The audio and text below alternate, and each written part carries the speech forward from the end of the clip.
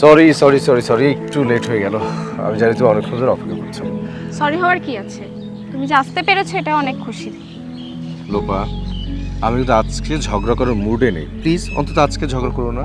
ও, আমি ঝগড়া করি সব সময় তাই না? আর জ্যোতি, সে খুব ভালো, সে তোমার সঙ্গে সুন্দর করে কথা বলে, মিষ্টি মিষ্টি করে কথা বলে, তাই না? আশ্চর্য, তুমি নিজেকে জ্যোতির সঙ্গে তুলনা করছো কেন? কোথায় তুমি আর কোথায় জ্যোতি? করতে বাধ্য হচ্ছি, গত কয়েকদিন ধরে যা দেখছি, আমার জন্য তো তোমার সময় হয় না, ওই পাগল মেয়েটার জন্য। লোপা, কি গায়ে লাগছে? লাগবেই তো গায়ে। দেখো লোপা, আজ কতদিন পর আমাদের দেখা, অন্তত আজকের এই দিনে একদম ঝগড়া করো না প্লিজ। হ্যাঁ, আজকে তোমার থেকে একটা সিদ্ধান্ত নিতে হবে। কি সিদ্ধান্ত? হয় আমি, না হয় জ্যোতি। মানে? মানে হয় আমার সাথে সম্পর্ক রাখবে, না হয় ওই মেয়েটার সাথে সম্পর্ক রাখবে। আরে বাবা, এক কথা কতবার বলবো? ওই অসুস্থ মেয়েটাকে সুস্থ করার জন্য তোকে সময় দিচ্ছি।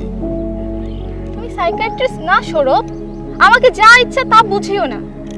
ওই পাগল মেয়েটার মা, ওই পাগল ডাক্তার তোমাকে যা তা বুঝাচ্ছে আর তুমি বুঝে নিচ্ছ। কারণ কি জানো? কারণ হচ্ছে ওই পাগলি মেয়েটাকে তোমার ঘাড়ের উপর গুছিয়ে দেওয়ার জন্য, আর তুমি তা বুঝছো না। আমি ভাবতেও পারছি না তুমি এমন। লোপা, তুমি কি বলছো? তুমি কি বুঝতে পারছো? তাহলে তুমি ওর সাথে রিলেশন কন্টিনিউ করছো।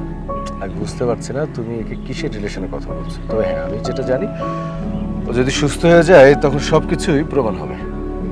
বেশ, ঠিক আছে, তাহলে এখন থেকে, আজ থেকে তোমার আমার রাস্তা